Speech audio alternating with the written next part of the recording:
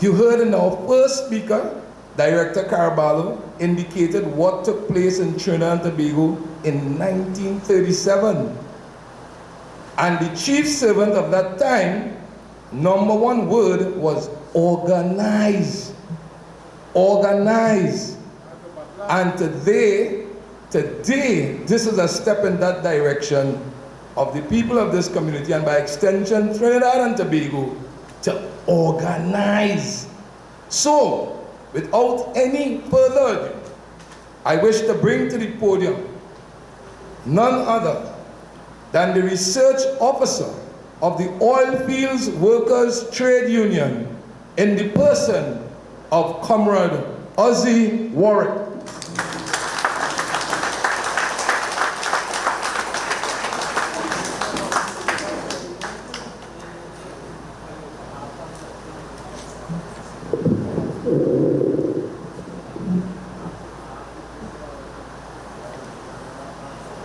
Chairman of this very important forum,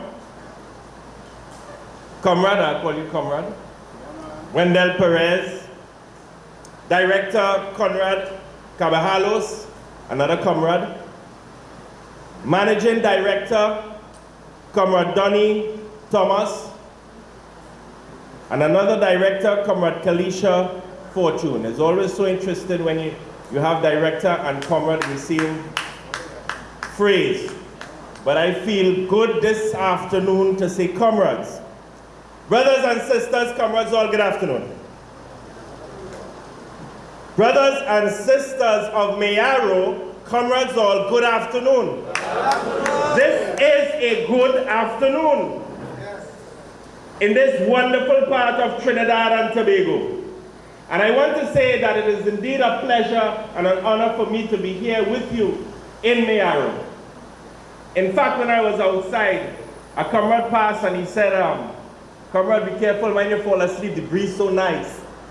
And I said, nah, don't worry, I'm standing up. And then I put God out my thought and I went and I sit down on the bench. And it's pressure.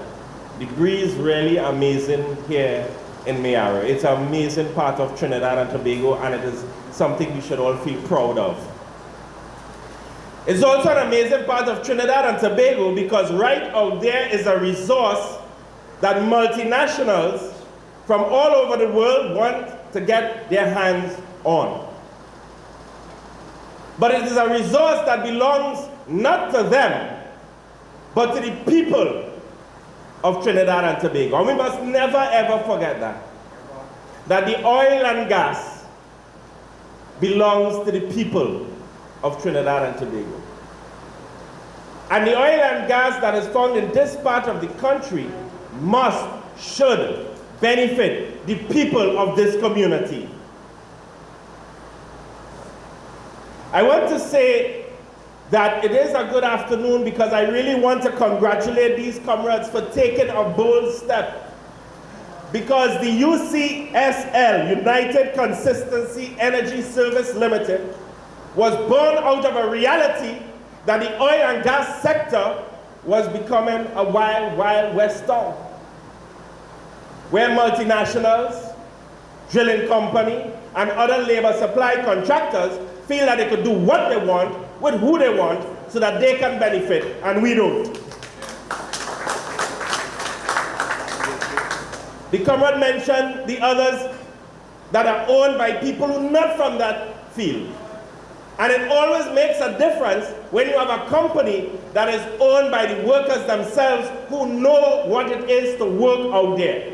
And we need to congratulate the United Consistency Energy Service Company Limited. And I would ask the members in their white t-shirt to please stand. Let us recognize you. Stand. Stand, stand.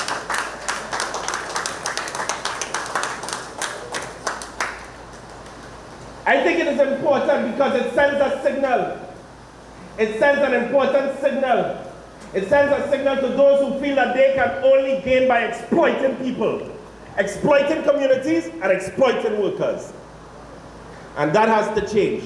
And that is why I say that this afternoon is a very good afternoon.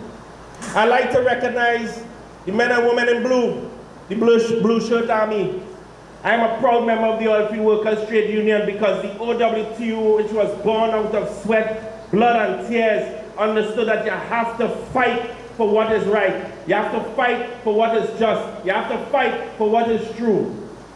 So I'd like to recognize the comrades of the Blue Shirt Army. Stand, comrades. Let's recognize the comrades of the Blue Shirt Army.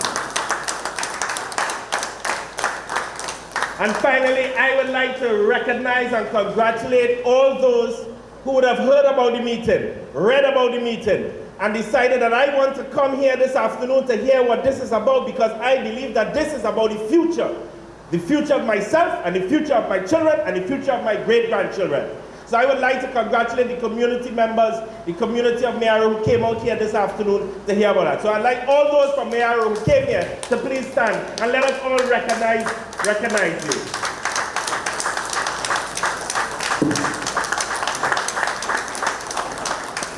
Brothers and sisters, we are about to start something different. I dare say we are about to start a revolution. Here's why. Those companies, you have the multinational, and their model has changed.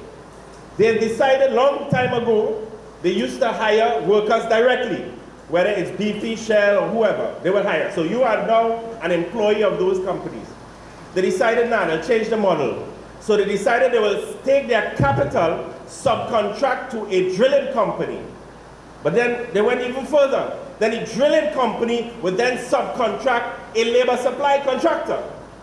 And then the labor supply contractor is the one who hire workers. So them quite up there in the sky, sucking, extracting, gaining. And we on the ground now have to fight up with a labor supply contractor who decided he wants to squeeze as much as he can get for himself at the expense of the community and the expense of workers. And I am not saying this because it's theoretical or abstract. Let me just share with you what the type of matters that the OWT does have to deal with these labor supply contractors, which is why we are so happy to see that we have something that is new on the scene that is about to change the dynamics. You work hard. They say a fair day's pay for a fair day's work. You put in your fair day's work.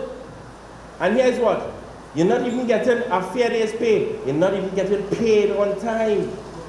You imagine you work, you spend your 28 days, you come back and you have to now fight and beg them to get your pay. We have matters in court for that.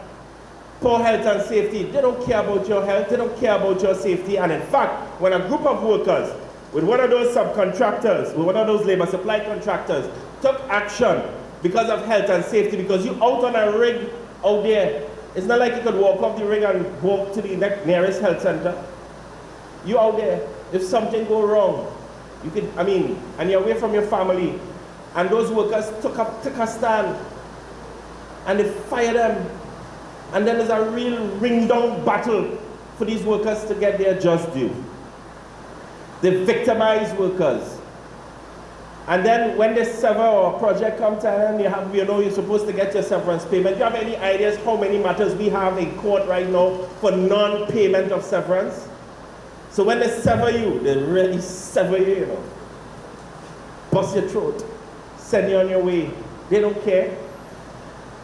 Poor safety, transport to the heliport. They don't care how you get there. Inferior terms and conditions. Imagine you putting your life at risk. You are away from your family.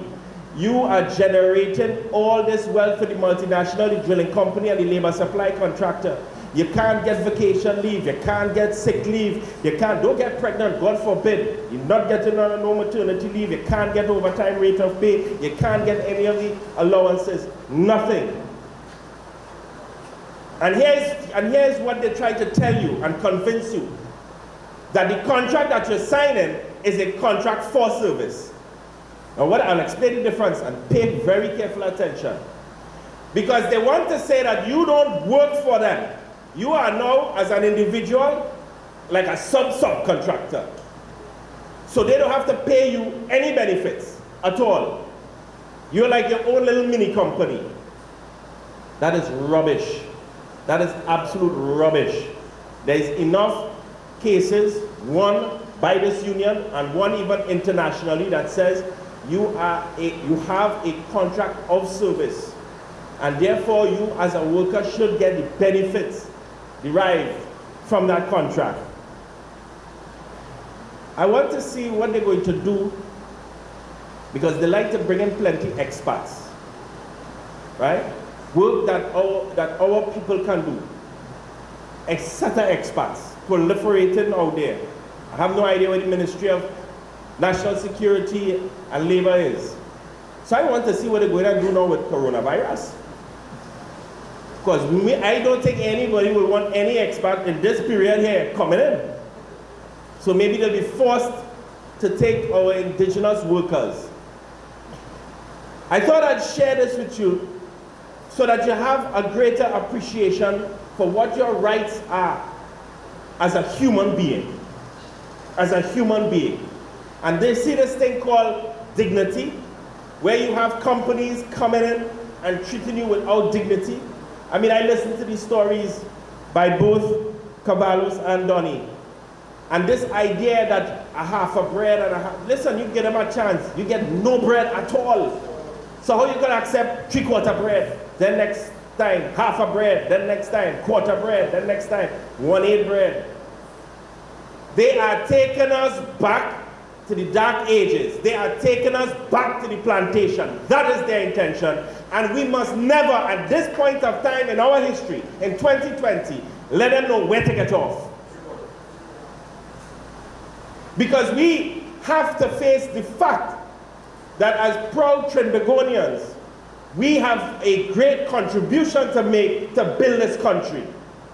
We've done it before, and we are here to do it again. But you must show us respect.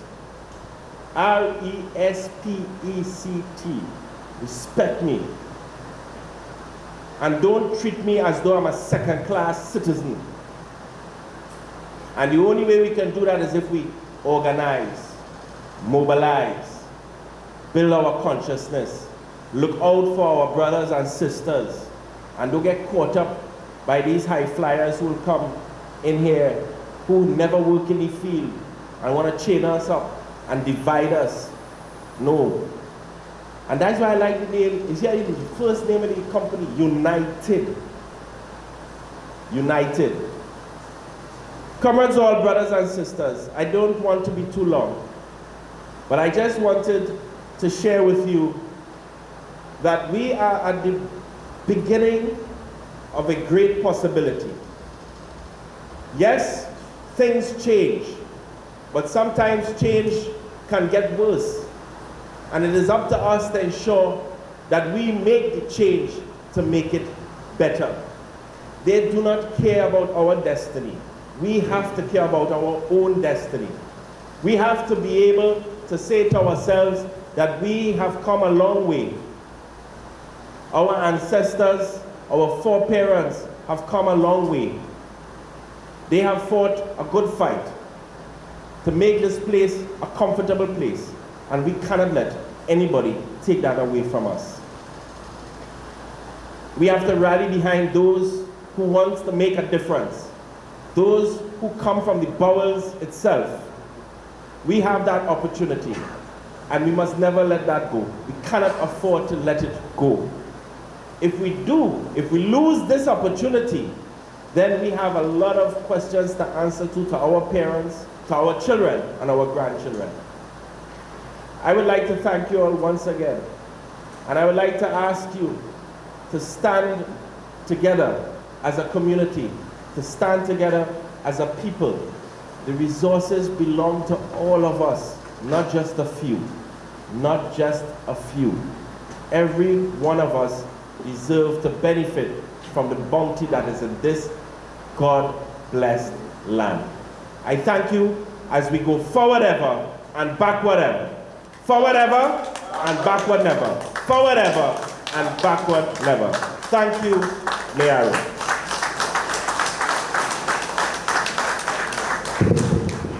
Let's do it again. A better round of applause. And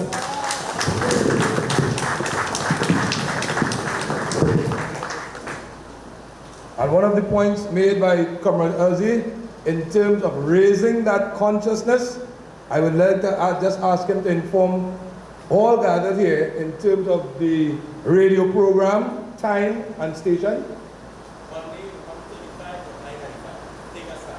Monday, 1:35 on I-95.5, take a stand.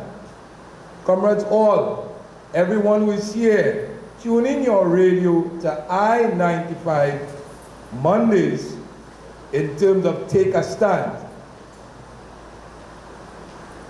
I'd like to now acknowledge now present Comrade Abdullah, who is coming in at that table.